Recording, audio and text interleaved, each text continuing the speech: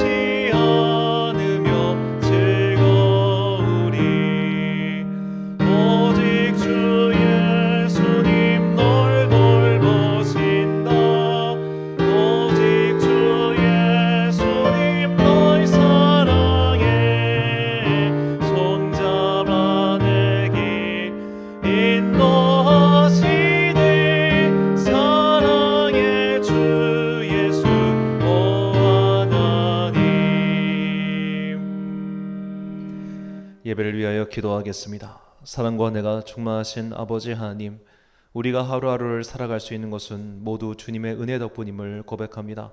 오늘 내가 숨을 쉬며 살아가며 오늘 내가 건강한 것도 오늘 내가 할 수 있는 일이 있는 것도 모두 주님의 은혜의 덕분입니다.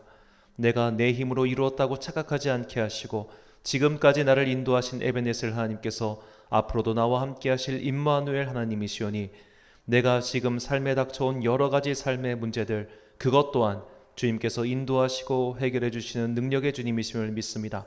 결코 내 힘과 지혜로 그런 것들을 해결하려고 노력하다가 스스로 일을 꼬이게 하고 망치는 어리석음을 범치 않게 하여 주시옵시고, 주님께서 당신의 때에 당신의 방법으로 풀어주실 것을 믿으며 내 삶에서 최선을 다하되 결코 주님의 일을 침범하는 어리석음을 범치 않도록 우리에게 믿음과 지혜를 내려 주옵소서. 우리가 신앙생활을 하는 동안 우리의 믿음이 우리의 다음 세대에도 전달되기를 간절히 소망합니다. 이제 우리 교회가 다음 세대를 위하여 다음 주부터 어린이 전도 축제를 시작합니다. 이곳에 오는 믿는 영혼이든 믿지 않는 영혼이든 그들이 이곳에서 기쁨과 복을 얻고 가게 하여 주시옵시고, 그리하여 이 지역사회에 우리 천안광성교회가 선한 영향력을 끼치는 주의 도구 되게 하여 주시옵소서. 특별히 어려운 자들이 더 많이 찾아와서 주님께서 주시는 위로와 기쁨을 누리기를 간절히 소망합니다. 또한 우리 교회가 여름 사역을 준비하고 있습니다. 어려운 교회들과 함께 손에 손을 잡고 주님의 나라의 일을 위하여 힘쓰고자 하오니 주님께서 이 모든 계획을 인도하여 주사 정말로 이 모든 영광 또한 주님께서 받아주시기를 간절히 소망합니다. 특별히 안전하게 하시고 단 한 명도 다치지 않게 하시며 부족함이 없도록 주님께서 인도해 주시기를 또한 간절히 소망합니다. 주님께서 우리나라와 그리고 전 세계에 은혜를 베풀어 주옵소서. 물가는 점점 오르고 전쟁의 소식은 그칠 기미가 보이지 않으며 사회의 혼란은 날이 갈수록 더해져만 가고 있습니다. 좌로 둘러봐도 우를 둘러봐도 희망의 소식은 들리지 아니하나 오직 주님만이 우리의 삶의 인도자이시며 희망이심을 믿습니다. 우리가 경제가 어렵다고 해서 마음이 좌절할 것이 아니라 오히려 우리의 영혼이 낙심하지 아니하도록 오직 주님만을 붙잡고 하늘을 바라보며 살아가는 이 땅의 백성들 되게 하여 주옵소서. 오늘 말씀이 우리의 삶을 인도하는 주의 나침판 되기를 원합니다. 말씀을 전하는 자들이나 말씀을 듣는 자들이나 동일하신 성령님의 역사 가운데서 서로 묶어주시기를 간절히 소망하오며 이 모든 말씀 우리를 사랑하시는 예수님의 이름으로 기도드립니다. 아멘.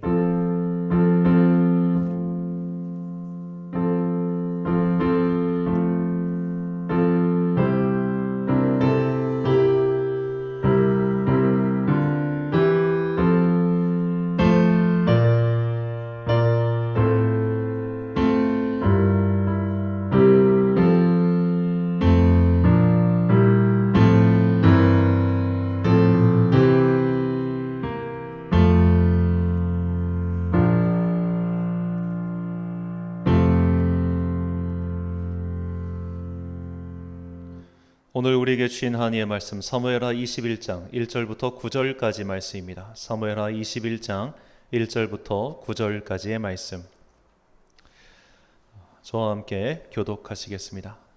다윗의 시대에 해를 거듭하여 3년 기근이 있으므로 다윗이 여호와 앞에 간구하매 여호와께서 이르시되 이는 사울과 피를 흘린 그의 집으로 말미암음이니 그가 기브온 사람을 죽였음이니라 하시니라. 기브온 사람은 이스라엘 족속이 아니요 그들은 아모리 사람 중에서 남은 자라. 이스라엘 족속들이 전에 그들에게 맹세하였거늘 사울이 이스라엘과 유다 족속을 위하여 열심히 있으므로 그들을 죽이고자 하였더라. 이에 왕이 기브온 사람을 불러 그들에게 물으니라. 다윗이 그들에게 묻되 내가 너희를 위하여 어떻게 하랴? 내가 어떻게 속죄하여야 너희가 여호와의 기업을 위하여 복을 빌겠느냐 하니 기브온 사람이 그에게 대답하되 사울과 그의 집과 우리 사이의 문제는 은금에 있지 아니하오며 이스라엘 사람에서 사람을 죽이는 문제도 우리에게 있지 아니하니이다 하니야. 왕에게 이르되 너희가 말하는 대로 시행하리라. 그들이 왕께 아뢰되 우리를 학살하였고 또 우리를 멸하여 이스라엘 영토 내에 머물지 못하게 하려고 모해한 사람의 선 일골 우리에게 내주소서. 여호와께서 택하신 사울의 고을 기브아에서 우리가 그들을 여호와 앞에서 목매달아 달겠나이다 하니 왕이 이르되 내가 내주리라 하니라. 그러나 다윗과 사울의 아들 요나단 사이에 서로 여호와를 두고 맹세한 것이 있으므로 왕이 사울의 손자 요나단의 아들 므미보셋은 아끼고 왕이 이에 아야의 딸 리스바에게서 난 자 곧 사울의 두 아들 알모니우와 므미보셋과 사울의 딸 메랍에게서 난 자 곧 무올라 사람 바르실레의 아들 아델리엘의 5 아들을 붙잡아 함께 있습니다. 그들을 기브온 사람의 손에 넘기니 기브온 사람이 그들을 산 위에서 여호와 앞에 목매어 달매 그들 7 사람이 동시에 죽으니 죽은 때는 곡식 베는 첫날 곧 보리를 베기 시작하는 때더라. 아멘. 한 사람의 목소리를 들으시는 하나님이란 제목으로 주님의 말씀 선포하겠습니다. 현대 법률은 당연하게도 연자죄를 금지하고 있습니다. 그러니까 아버지의 죄는 그냥 아버지에 대해 끝나는 것이고 자녀의 죄는 그냥 자녀가 담당한다는 것이죠. 하지만 이런 연자죄 이런 것이 감정적으로는 잘 지켜지지 않는 것이 솔직한 현실입니다. 그러니까 예를 들어 아버지가 정말 사회적으로 큰 무리를 일으키면 그 아들은 낯을 들고 다닐 수가 없고 정말 요즘같이 인터넷상에서는 진짜 어마어마한 비난이 쏟아지기 마련이죠. 자, 우리가 불과 이런 연좌죄 그리고 사람이 지은 죄에 대해서는 정해진 법률에 의해서 정해진 죄만 그리고 법률에 의해서 정해진 형벌만 처벌받는다는 죄형 법전주의는 불과 100년의 역사도 갖고 있지 않습니다. 이것이 자리 잡은 지는 정말로 또 불과 얼마 되지 않았죠. 자, 우리 근대사만 하더라도 이제 이북으로 월북하신 분이 있으면 그 자녀들은 여러 가지 취업 등의 불이익을 받았던 것은 분명한 사실입니다. 조선시대 때만 하더라도 영모에 가담한 자는 정말 멸족을 시켜버렸죠. 자, 이것이 불과 한 100여 년, 정말 200년 전까지는 전 세계에 공용적으로 통용될 만큼 아주 굉장히 그냥 아비의 죄를 자식한테 묻고 자식의 죄를 아비한테 묻고 이런 일들이 빈번했는데, 이 수천 년 전의 성경은 굉장히 혁신적인 그런 율법을 선포합니다. 신명기 24장 16절 말씀입니다. 아버지는 그 자식들로 말미암아 죽임을 당하지 않을 것이요 자식들은 그 아버지로 말미암아 죽임을 당하지 않을 것이니 각 사람은 자기 죄로 말미암아 죽임을 당할 것이니라. 자, 이렇게 자기의 죄는 자기의 일로 인해서 처벌받고 그걸로 끝이다 라는 것이 분명히 이스라엘의 율법에 기록이 되어 있었습니다. 그런데 성경의 다른 구절을 보면 이 율법과 약간 충돌을 일으키는 또 다른 법이 등장하지요. 출애굽기 34장 7절 말씀입니다. 인자를 천대까지 베풀며 악과 과실과 죄를 용서하리라.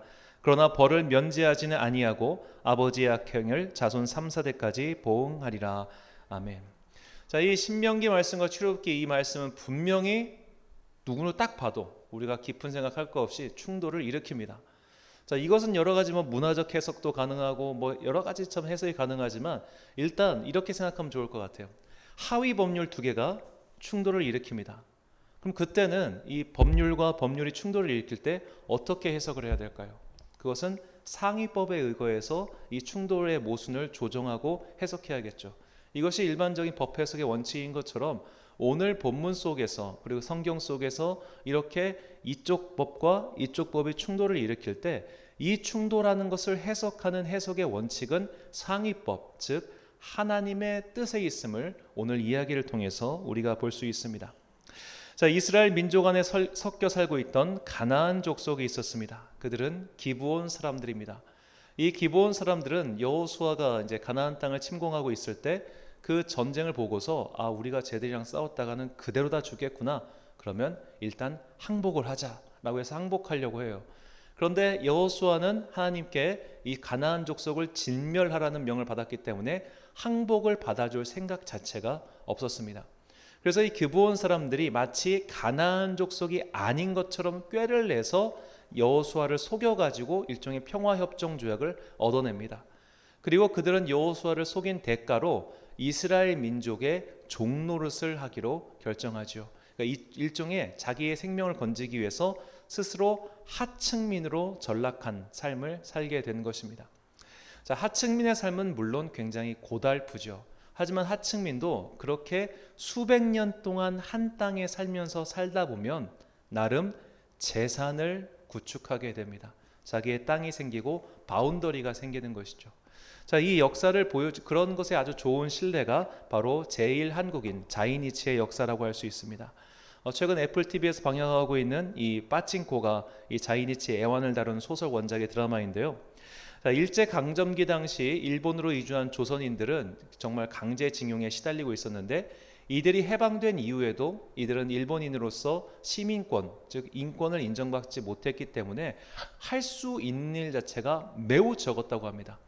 그래서 그들이 뛰어들어서 거의 유일하게 할 수 있는 일이 이 빠칭코 산업이었다고 해요. 빠칭코라고 읽어야 되는지 빠찡코라고 읽어야 되는지 잘 모르겠는데, 이게 일종의 불법 도박 비슷한 건데 저도 해본 적은 없습니다만, 자, 이런 빠찡코에서 이렇게 조금씩 확률 조작을 좀 해가지고 그 돈을 받고 그렇게 해서 이제 그런 도박판 또 조직폭력배 야쿠자와 연결이 되겠죠. 그런 일을 하고, 그러니까 취업 자체가 안 되기 때문에 이런 일을 할 수밖에 없었던 것이죠. 이게 자이니치의 야환이었습니다. 그런데 이 빠찡코 사업이 나중에 이제 한국 전쟁이 일어나고 나서 전쟁 특수가 생기고 잘 되니까 그거를 일본 야쿠자가 와서 또 뺏어가요. 키워놓으면 뺏기고 키워놓으면 뺏기는 게 자이니치의 삶이었다는 겁니다. 자, 그 일본 자이니치 중에서 가장 성공한 사람이 이 소프트뱅크의 손정희 사장입니다. 이 사람은 이제 일본식 이름은 손마사요시인데, 이 사람이 자기가 손이라고 하는 한국식 성을 지키기 위해서 정말 엄청나게 노력을 많이 했습니다. 그러다 보니까 일본의 어떻게 보면 우익단체들이 이 소프트뱅크를 무너뜨리거나 차지하려고 정말 많이 노력을 했어요. 특히 이 소프트뱅크에서 운영하고 있는 이 휴대폰 통신사는 거의 제1한국인이면 다 이 소프트뱅크를 쓴다고 합니다.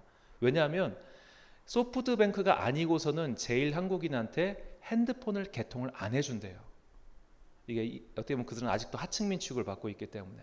그러다 보니까 다들 이 소프트뱅크를 너희가 우리의 희망이야라고 지키고 있는데, 그것조차도 우익에서는 지금 어떻게 보면 이제 막 괴롭히고 뺏어가려고 하고 그런 것들이 실제로 있었다는 기사를 제가 아주 예전에 본 적이 있었습니다. 자, 이렇게 밑바닥 인생도, 노예 같은 인생도 나름 살다 보면 재산을 일구게 되죠. 그러다 보니까 여호수아 때로부터 수백 년이 지난 사울 왕의 때에 이르렀을 때 그들이 나름 재산을 갖고 있던 것으로 추측할 수 있습니다. 그러니까 이스라엘 사람들이 쟤들 원래 하층민 출신인데 니들이 나보다 돈이 많네? 그러니까 뺏고 싶은 거예요. 그리고 그 마음을 사울 왕이 읽었습니다. 사울 왕은 요즘으로 치면 진짜 포퓰리스트, 그러니까 인기 영합 정책의 대표적인 사람입니다. 그가 사무엘에게 명을 받아서 아말렉의 왕 아각을 치라는 명을 받았는데, 그가 아각을 죽이지 않고 그의 재산을 다 불태우지 않죠. 왜냐하면 그 전리품을 나눠주면 자기가 인기를 얻을 것을 알고 있기 때문에 그는 하나님을 기쁘게 하는 것보다 백성들의 마음을 얻는 것을 더 좋아하는 사람이었다는 겁니다. 자, 그래서 사울은 여호수아와 기브온 사람들이 있었던 언약을 일방적으로 파기하고 그들을 학살하고 그들의 재산을 빼앗았습니다. 본문 2절 말씀입니다. 기브온 사람은 이스라엘 족속이 아니요 그들은 아모리 사람 중에서 남은 자라. 이스라엘 족속들이 전에 그들에게 맹세하였거늘 사울이 이스라엘과 유다 족속을 위하여 열심히 있으므로 그들을 죽이고자 하였더라. 이에 왕이 기브온 사람을 불러 그들에게 물으니라. 자, 이렇게 해서 기브온 사람들이 아마 많이 죽었습니다. 학살당했다는 표현이 나오는 걸 보니까 정말로 많은 사람들이 재산도 뺏기고 목숨을 잃었던 것으로 보입니다. 자, 당연히 기브온 사람들 입장에서는 약속도 파기하고 자기들을 일방적으로 죽이고 재산까지 뺏어간 이 사울 왕과 또 이스라엘 민족에 대해서 좋은 감정이 남아 있을 리가 없지요. 자, 그들의 원한이 고스란히 남아 있었습니다. 그런데 그들의 원한을 듣고 지금 다윗 왕의 때에 가뭄이 임했습니다. 자, 이게 이상하지 않습니까? 사울 왕 때에 가뭄이 임해야지 왜 다윗 왕 때에? 다윗은 이것과 아무 상관이 없잖아요. 아무 상관이 없는데 어째서 다윗 왕의 때에 이런 가뭄이 임했을까요? 자, 이것은 일종의 그들의 원한을 풀어달라는 간구에 대한 응답이라고 볼 수 있겠습니다. 자, 예를 들어 우리가 이제 참 우리나라, 제가 정치 얘기는 별로 하고 싶지 않은데 이게 좋은 예가 있기 때문에 어쩔 수 없게 송구합니다. 이 정권이 바뀔 때마다 이전 정권에서 소위 탄압받았다고 하는 사람들이 정권이 바뀌면 그때 막 재판을 하기 시작하죠. 내가 이 정권 때 이렇게 탄압당했어, 이렇게 했어 하면서 내 억울함을 풀어달라고 이렇게 호소하지 않습니까? 그것과 똑같은 일이 지금 다윗 왕 때에 벌어졌다는 겁니다. 내가 사울 왕 때 억울한 일을 당했어. 그런데 이 사울 왕은 도저히 이걸 해결해 줄 사람이 아니야. 자기가 당사자니까. 하지만 다윗 왕은 이제 다른 사람이니까 우리의 억울함을 풀어줄 거야. 그런 마음이 있었던 것 같습니다. 성경에 정확히 나와 있지 않으니까 추정입니다. 그리고 그들은 그렇게 기도를 했고 하나님께서 그들의 원통함을 들으시고 다윗 왕 때에 가뭄을 일으키셔서 다윗에게 일종의 신호를 보내주신 것이죠. 그래서 다윗 왕은 기브온 사람들을 찾아가 그들의 요구사항을 듣습니다. 기브온 사람들은 이제 사울 왕은 죽었으니 이제 공소권 없음이잖아요. 죽었으니까 공소권이 없으니 대신 사울 왕의 자손들을 우리에게 내놓아라. 그들의 피로써 우리의 원통함을 풀겠다라고 이야기를 합니다. 자, 오늘날 관점에서 보면 당연히 이런 복수의 법은 말도 안 되죠. 하지만 이 고대 세계에서는 피값은 피값으로 치르는 것이 사실 굉장히 깔끔하고 합리적인 처사였습니다. 우리가 이제 창세기에 보면 라멕의 노래가 나옵니다. 라멕이 이렇게 노래하죠. 나에게 상처를 준 소년을 내가 죽였다. 나에게 상처를 준 사람은 내가 77배로 갚아줄 것이다. 이게 세상 사람들의 마음입니다. 내가 요만큼 상처받았으면 이만큼 상처를 줘야 되는 게 사람의 마음인 거죠. 그런데 이런 복수심에 빠지지 않게 하려고 생명은 생명으로 값을 치르는 것이 하나님의 그 당시 구약시대 법이었던 것이죠. 이것이 민수기 35장 33절에 다음과 같이 나와 있습니다. 너희는 너희가 거주하는 땅을 더럽히지 말라. 피는 땅을 더럽히나니 피 흘림을 받은 땅은 그 피를 흘리게 한 자의 피가 아니면 속함을 받을 수 없느니라. 자, 이런 율법에 따라서 기브온 사람들의 요구는 정당했고 다윗은 그 요구를 들어줍니다. 그래서 사울 왕의 남은 두 아들과 사울 왕의 손자 5명이 기브온 사람들에 의해 처형을 당했고 그 시체는 사울의 고향 기브아 땅 앞에 매달리게 됩니다. 이 이스라엘 율법에 따르면 이제 나무에 매달린 자는 저주받은 자라는 것인데, 그렇게 교수형에 처해 놓고 일종의 저들은 그 저주받은 자의 후손이다. 그러니까 자기의 억울함을 표현함과 동시에 너희들의 우리와의 약속을 잊은 것을 상기시키는 것으로서 일종의 효수하는 거죠. 이렇게 걸어놓고, 자 이렇게 다시 처음에서 들어가서, 자 이렇게 아까 말씀드린 것처럼 우리가 상위법, 이 충돌을 할 때 우리가 하나님의 도대체 어디에 있는가, 그것을 해결을 해야 되는데, 자 오늘 본문의 이 난제는 사실 어떻게 보면은 굉장히 간단한 해결책이 존재해요. 왜 이런 일이 벌어졌고 이것은 도대체 어떤 의미인가. 소위 역사 비평, 문학 비평적 해석에 따르면 그냥 사울 왕의 흔적을 지우기 위한 정치적 행위로 볼 수 있습니다. 그러니까 역사는 승자의 기록이기 때문에 이 사무엘 상하도 이제 다윗 왕가 시대에 기록된 역사적 문서잖아요. 그러니까 다윗 왕가 입장에서는 마치 역성혁명을 일으킨 태조 이성계가 고려 왕실의 왕실을 전부 다 죽였던 것처럼 그런 식으로 사울 왕의 후손들이 남아있으면 곤란하단 말이에요. 이 요나단의 아들 같은 경우는 장애인이었기 때문에 자손이 없으니까 상관이 없는데, 이 사울 왕에 남아있는 사람들은 처치 곤란한 것이죠. 그러니까 우리가 성경의 이야기를 이런 관점에서 보면 어째서 다윗과 그의 아내 미갈, 사울의 왕의 딸 미갈 사이에 자녀가 없었던 이유를 설명할 수 있습니다. 그럼 사울 왕의 핏줄이시기도 하니까 그런 핏줄 자체를 남기고 싶지 않았던 것이죠. 근데 이렇게 해석해 놓으면 그냥 명쾌하게 이해는 가는데 은혜는 하나도 안 돼요. 그리고 만약에 하나님께서 정말 우리에게 그것을 알려주고 싶으셨다면 굳이 성경에 이런 이야기를 기록도 안 해놓으실 것 같아요. 이런 거는 어차피 우리가 역사책에서 수없이 많이 볼 수 있는데 왜 굳이 이런 이야기를 성경에 기록해 놓으셨겠습니까? 자, 그렇기 때문에 우리는 이 사건 뒤에 감춰져 있는 하나님의 마음을 통해서 우리는 이 사건을 돌아볼 필요가 있습니다. 자, 먼저 이 사건에서 다윗이 해결하고자 하는 목표가 있어요. 다윗이 해결하고자 하는 목표, 그것은 기근의 해소입니다. 다윗은 사실 기브온 사람들의 원한에 대해서 별 관심이 없었어요. 그러니까 몰랐잖아요. 몰랐으니까 해결 안 했지. 그리고 다윗은 사실 사울 왕의 후손에 대해서도 그 전까지 그렇게 관심을 두지 않았어요. 관심을 뒀으면 어떻게든 처리를 했겠죠. 지금 자기의 급한 것은 기근을 해소하는 거예요. 기근을 해소하기 위해서 기브온 사람들의 요구를 들어준 겁니다. 그렇다면 기브온 사람들의 요구를 들어줬으면 거기서 기근이 해소되어야 하는데, 오늘 본문을 보면 기브온 사람들의 요구를 들어줬음에도 불구하고 여전히 기근은 해소되지 않은 상태입니다. 그렇다면 언제 기근이 해소되었을까요? 본문 10절 말씀입니다. 아야의 딸 리스바가 굵은 배를 가져다가 자기를 위하여 바위 위에 펴고 곡식 배기 시작할 때부터 하늘에서 비가 시체에 쏟아지기까지 그 시체에 낮에는 공중의 새가 앉지 못하게 하고 밤에는 들짐승이 범하지 못하게 한지라. 자, 아야의 딸 리스바는 사울 왕의 둘째 부인입니다. 사울 왕의 둘째 부인의 아들들, 즉 리스바가 낳은 두 아들이 죽었어요. 아까 말씀드렸다시피 율법에 따라 그들의 처형은 정당했습니다.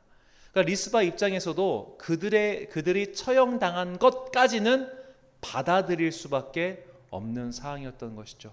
하지만 그의 아들들의 시신이 본보기로 삼아서 저주받은 자로서 나무에 걸려있는 것, 그것까지는 차마 못 보겠는 거예요.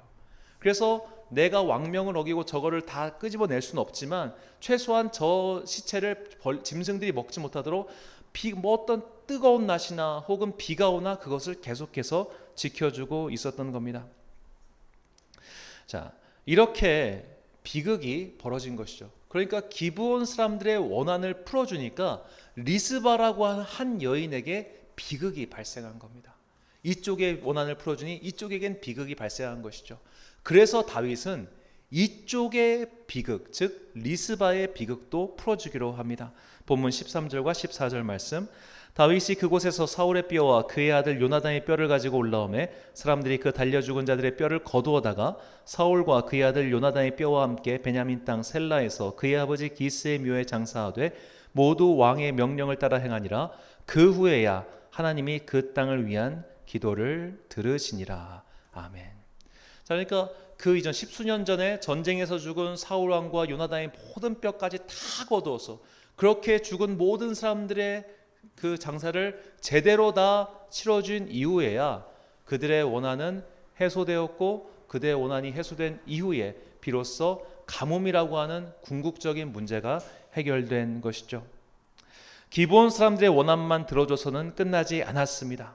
리스바의 마음까지도 어루만져 줬을 때 비로소 가뭄이 끝나고 문제가 해결되었다는 것, 이것이 오늘 우리에게 주시는 하나님의 메시지인 것이죠.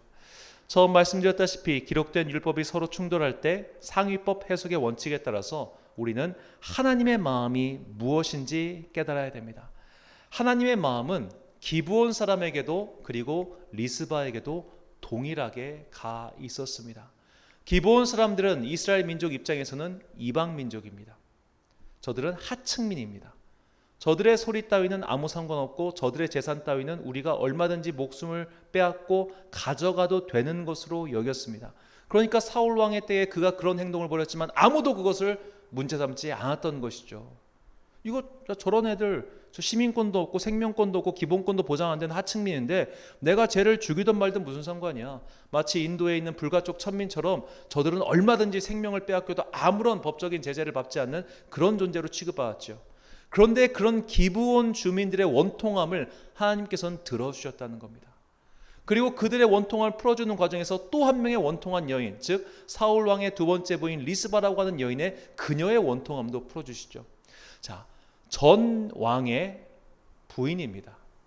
더군다나 북이스라엘은 그 남유다 다윗 왕가와 그 전쟁을 내전을 벌였죠. 7년 동안. 그렇다면 이 리스바를 대하는 이스라엘 민족 사람들의 눈이 어땠을까요? 존중했겠습니까? 그녀는 아마 역적의 부인 취급당했을 겁니다.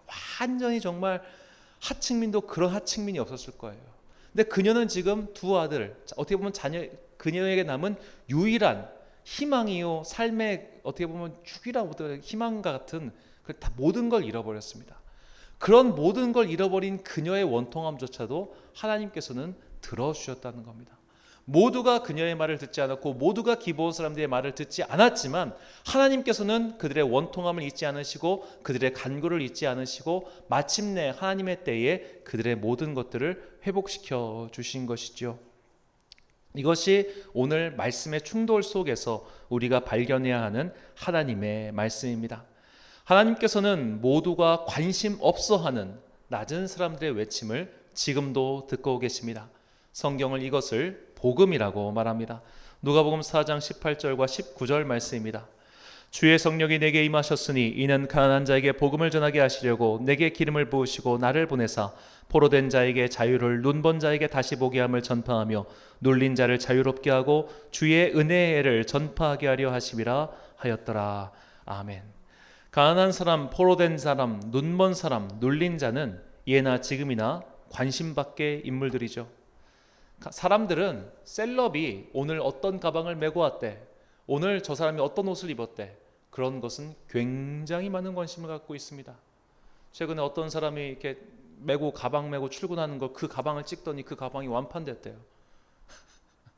그러니까 다들 포커스는 권력자에게 맞춰져 있죠.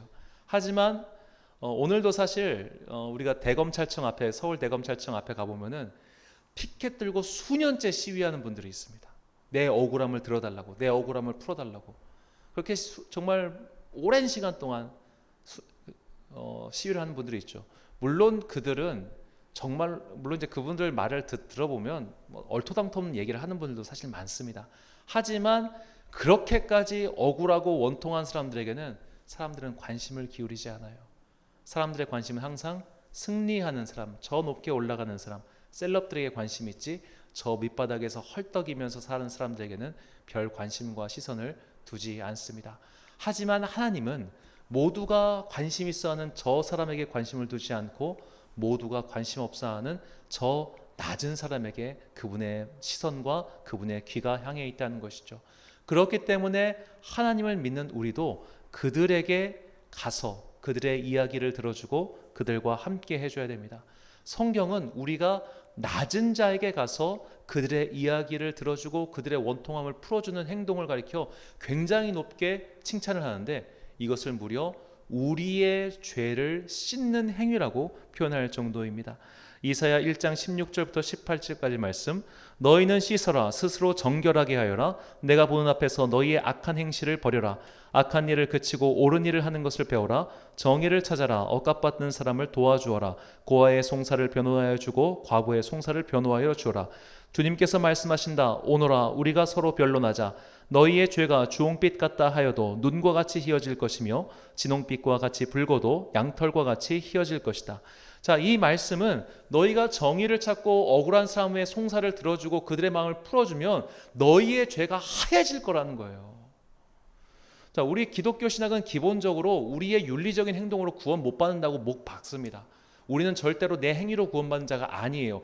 그럼에도 불구하고 가난한 자를 위해서 너희가 희생하고 그들의 억울한 마음을 들어주는 것은 그만큼 굉장히 큰, 내가 이건 진짜 기뻐하는 거야, 이건 내가 정말 너희를 높게 평가하는 거야, 그렇게 말씀하고 있습니다. 오늘도 이 땅에는 가난한 사람들과 함께하는 사람들이 있습니다. 주님께서는 그들을 기억하시고 그들의 삶에 복을 내려주시죠. 전국에서 가장 오래된 빵집 중 하나가 군산에 있는 이성당 빵집입니다. 이 이성당 빵집은 이제 오남래 회장님이라고 불러야 되나, 이 할머니가 계시는데, 이 군산의 이성당 빵집이 본격적으로 인기를 끈 것은 2013년 이후입니다. 2013년 이후에 갑자기 검색량이 폭증하기 시작하면서 전국에서 가장 많은 차량이 군산까지 가서 저걸 먹었다고 합니다. 저도 가서 1시간 동안 줄 서서 먹어봤습니다. 그냥 팥빵입니다. 그냥 팥빵이에요. 솔직히 먹고 나서 막 우와, 이런 놀라운 팥이, 이런 느낌 하나도 안 듭니다. 그냥 팥빵에 불과해요. 그런데 이제 군산 분들은 왜 이성당이 잘 될까? 그냥 팥빵에 불과한데, 이렇게 얘기합니다. 저 빵집이 정말로 옛날부터 지금까지 어려운 사람들 많이 도와줬다는 거예요. 그 주변에 어려운 사람들, 돈 없는 사람들한테 망을 그렇게 뿌렸대요. 그러니까 저 빵집이 잘 되는 것에 대해서 주변의 시장 상인들이 의문을 품지 않는다고 합니다. 대전에도 이런 빵집이 있습니다. 대전의 성심당 빵집이에요. 자, 이 성심당 빵집은 1956년에 이제 대전역 앞에서 시작했는데, 이때부터 가난한 사람들에게 계속해서 이 빵을 나눠줬습니다. 이 빵집을 만드신 회장님이 1981년에 돌아가셨는데, 이분이 이제 가톨릭 신자셨어요. 그래서 성심, 성스러운 마음의 빵집이에요. 자, 그래서 이제 대전역 주변에 지금도 뭐 불황자들이 많지만, 그때부터 계속해서 가난한 사람들 위해서 빵을 나눠주다 보니까 이 집이 이렇게 잘 된 거라고 또 저는 생각합니다. 물론 이 집 빵도 그냥 빵입니다. 솔직히 뭐가 그렇게 맛있는지 잘 모르겠어요. 뭐 전국에서 와서 드시는데 그냥 그런가 보다.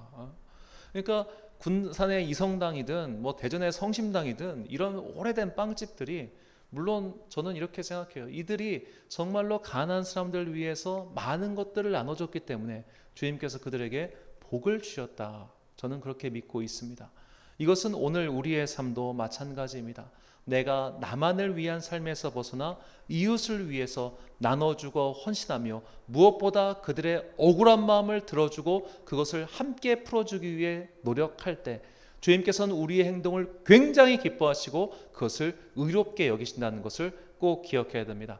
이것은 반드시 내가 인권 변호사가 돼서 그들을 위해 법정 투쟁을 해줘야 된다, 이것을 뜻하는 것이 아닙니다. 실제로 억울한 사람들, 답답한 사람들은 내가 그의 이야기를 경청해 주기만 해도 그 억울함이 풀릴 때가 참 많아요. 그러니까 우리는 시간을 들여서 겸손하고 낮은 마음으로 편견을 가지지 않고 그들의 이야기를 들어줄 그런 경청의 자세가 필요한 것이죠.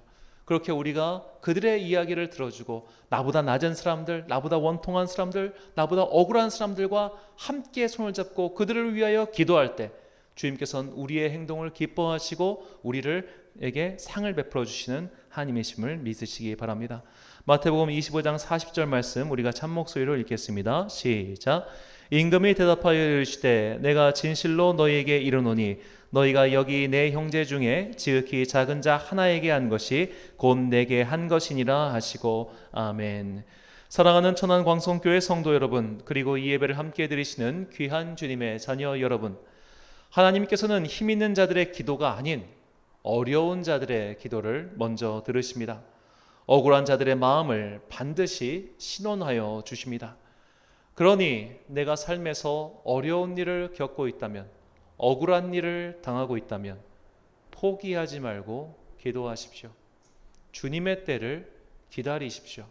주님께서는 억울한 자의 그 원통함을 반드시 풀어주시는 하나님이심을 믿으십시오. 또한 우리는 어려운 자의 목소리에 귀를 기울여줘야 합니다.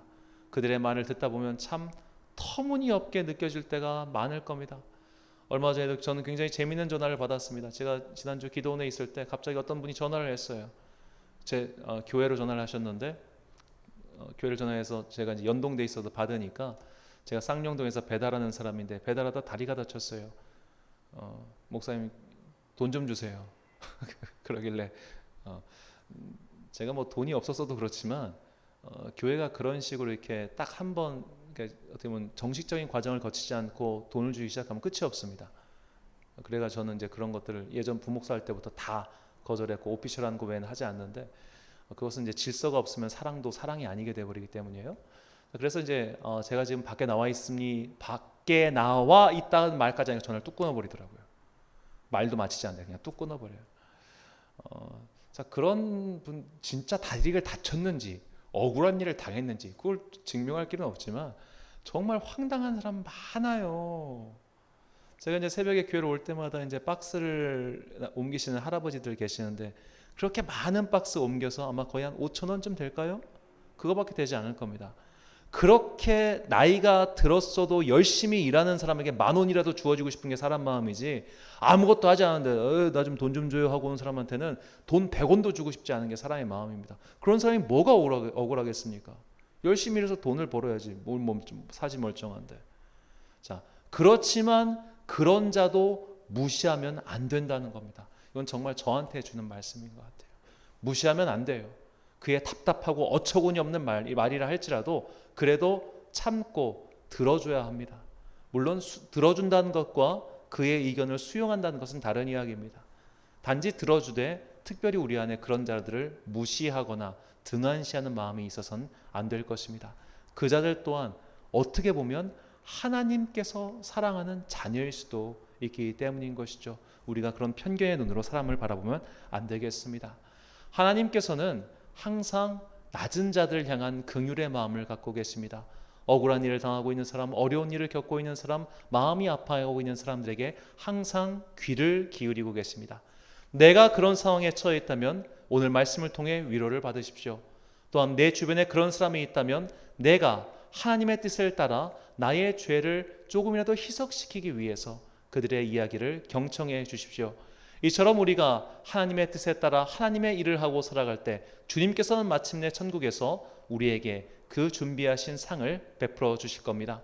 그 하늘의 상을 바라보며 오늘도 주님의 말씀에 순종하며 살아가는 여러분과 제가 되기를 간절히 축원합니다.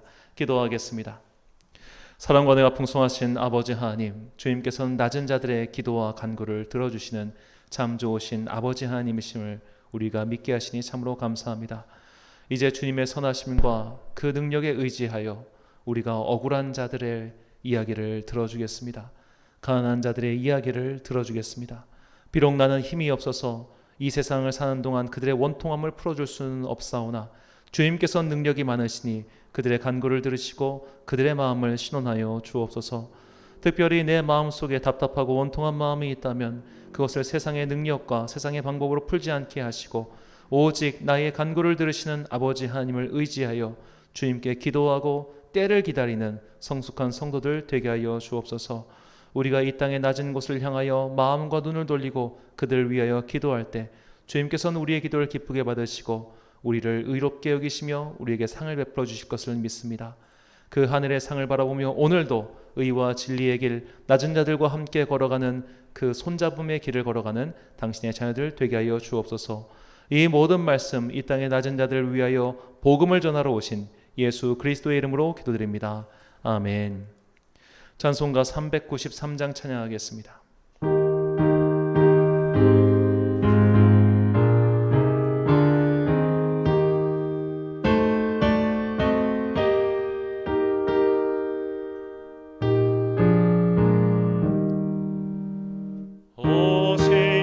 신실하신 주 내 아버지여